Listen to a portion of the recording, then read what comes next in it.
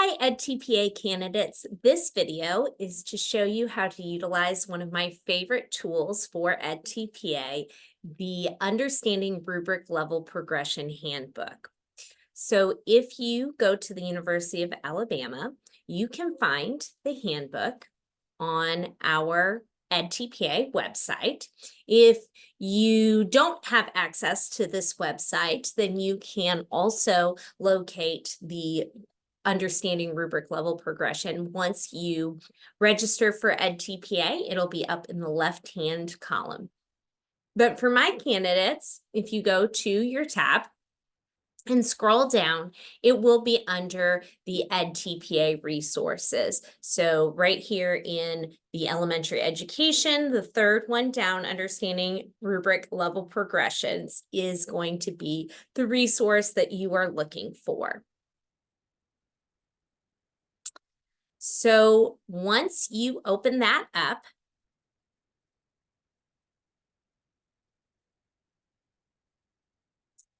here's the start of it, and I'm going to show you just a few of the features.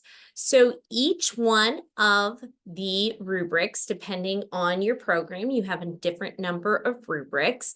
For elementary task or elementary education with the math literacy task 4, there's going to be 18 rubrics. If you are in world language, you have 13 rubrics, and any other programs such as secondary, music, or physical education or special education, you have 15 rubrics. So as you're going through, you will see that there will be a section for each one of those rubrics. So this is for planning rubric 1. As you're going through, there's going to be some terms that are helpful for as you're reading through the commentary and the prompts. Some of the terms that those prompts use are going to be outlined in your Understanding Rubric Level Progression Handbook. Each one of the sections corresponds to a different rubric, and what I think is the most important feature of the Understanding Rubric Level Progression is this kind of khaki or tan colored box.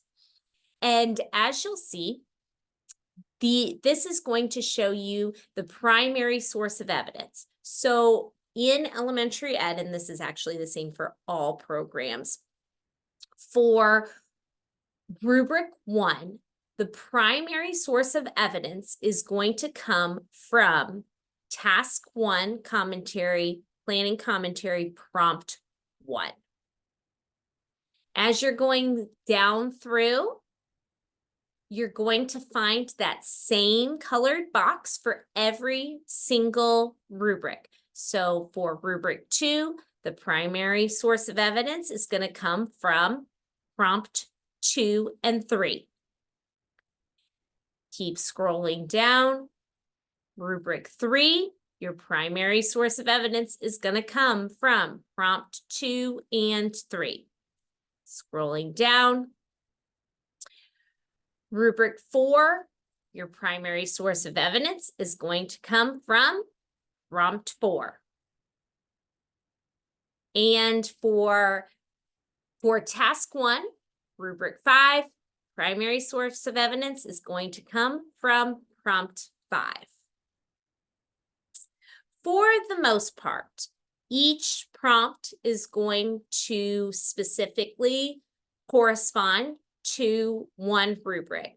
As you can see for prompt 1, for task 1, prompt 2 and prompt 3 correspond to both rubric 2 and 3. There's a couple of instances where one prompt, part A, corresponds to one rubric and part B corresponds to another rubric. But if you look at those tan colored boxes, it is going to tell you exactly where the scorer is looking for that information. So the next part that I want to talk about is, what do these levels mean? So to talk about that, we want to actually open up your handbook. And in your handbook, in each one of the tasks, you're going to see rubrics like this. Now, the score is going to start with a level 3. That is your target score. If you score a level 3 in every single one of your rubrics, you will pass with flying colors for edTPA. So in order to get a level 4 and a level 5, you must first hit all of the points in level 3. If you don't hit everything in level 3, then the score is going to go down to a level 2 and then a level 1. So as I'm looking at each one of these rubrics, I'm going to look at what the level 3 is. I'm going to look at the essential question here for each one, and then I'm going to go to the commentary.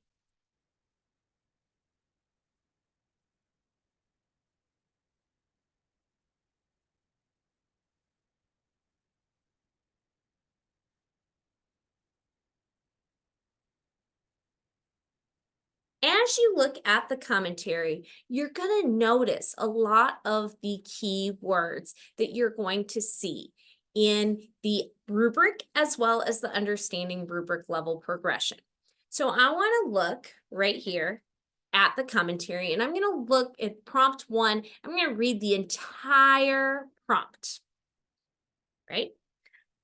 I've already looked at the rubric, so I kind of have an overview of what I want to write about.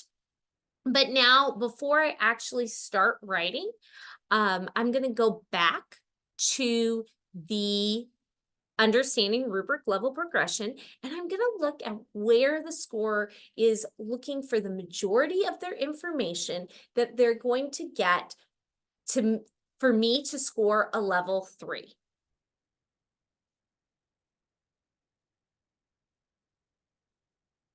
So I'm going to go back, and it says a level 3. Remember, this is for elementary education, but it's very similar for each one of the programs, which is why I'm using the first prompt, because it's probably the most similar across the programs. But keep in mind that obviously for elementary education, we're talking about literacy. If you were in math, it's not going to say literacy, it's going to say mathematics. If you're in social studies, it's going to say social studies. So look at your program, right? So evidence that demonstrates performance at level 3. Plans for instruction are logically sequenced to facilitate students' learning of the essential strategies for comprehension or composition of text, okay? Look at how logically sequenced is in bold. You'll also notice that these bold points are going to be in each one of the rubrics or each one of the kind of the commentary on how to get a level. There are bold text. That's important. Plans are presented in sequence with each lesson builds on the previous one. So they're logically sequenced. They build on each other. They're explicitly connected, right? So as I'm looking at those bold terms, I'm then going to go back to the commentary, and I'm going to look for which one of those or which part of the prompt has those bold words or seems to address those bold words. So as I'm looking at the whole prompt, okay, describe the central focus, give the central focus the standards and learning objectives, explain how your plans build on each other and make connections. Oh, right here. This part in part C, 1C, that really seems to address where the scorer is going to get that level 3 from. That means that I really want to focus the most of my attention on prompt 1C and making sure that I have a really solid answer for prompt 1C. Then I'm going to go back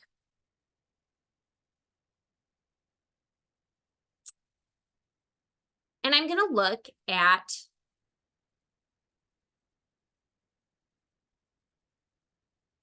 above a 3. For right now, I'm just going to kind of glance at below a 3, but I really want to focus most of my attention on the level 3 and above a 3. And then after I write my answer, I'm going to look at the below 3 to make sure that I didn't do those things, that I avoided those.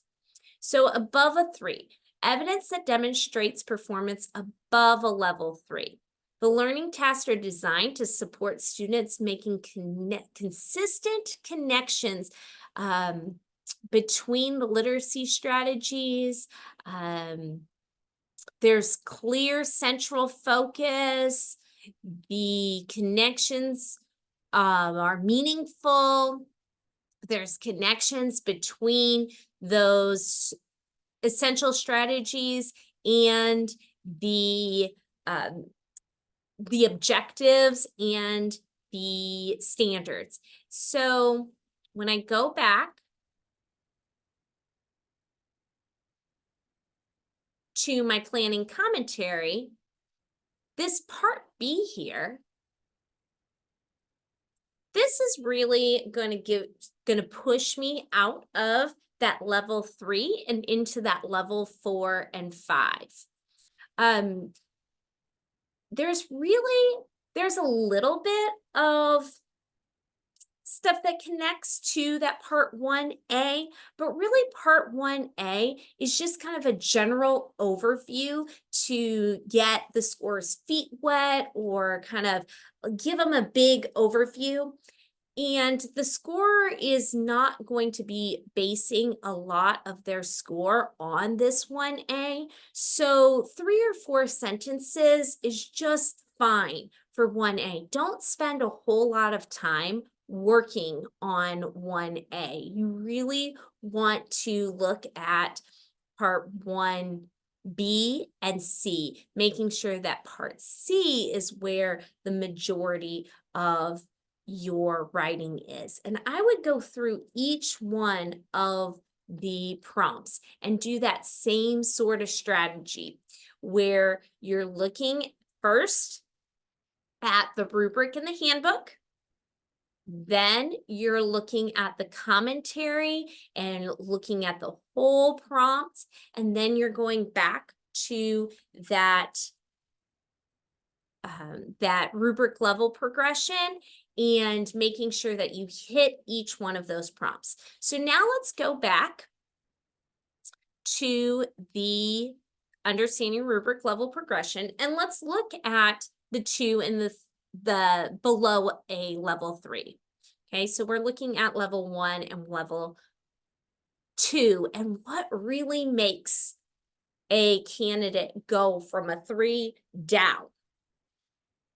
So it says that plans for instruction support the students' learning of the conventions, but with little or no planning instruction to develop or apply strategies for composition or comprehension or composing. So really what this means is that you don't give this explicit connection. You're kind of just talking in vague terms about what you plan to do, and you're not showing the score those very specific examples of how you are connecting it to your learning objectives and your strategies.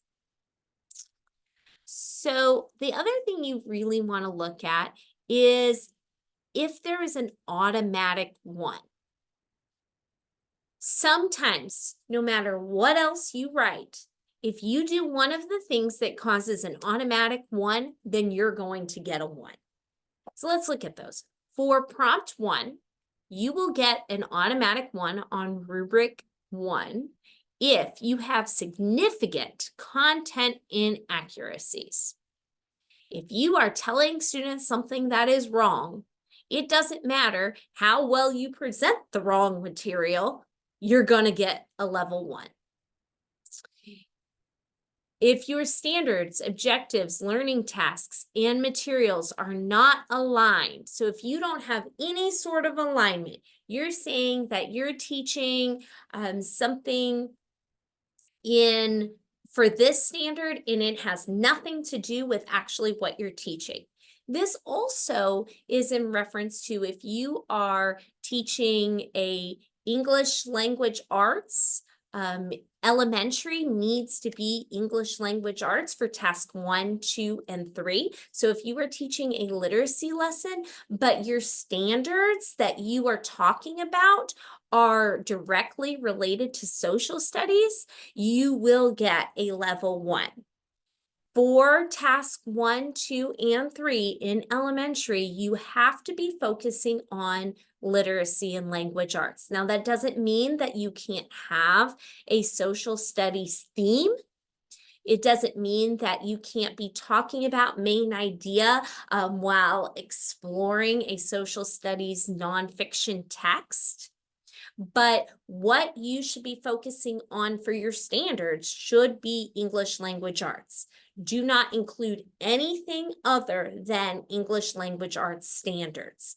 Now, if your mentor teacher wants you to cover an interdisciplinary unit, that's fine for them. You can talk about those interdisciplinary standards, but for the purpose of edTPA, you only want to talk about standards that directly relate to the content that your program is discussing. If you are music, only talk about music standards. If you are social studies, only talk about social studies standards. If you are elementary, for task 1, 2, and 3, you are only talking about English language arts standards, right?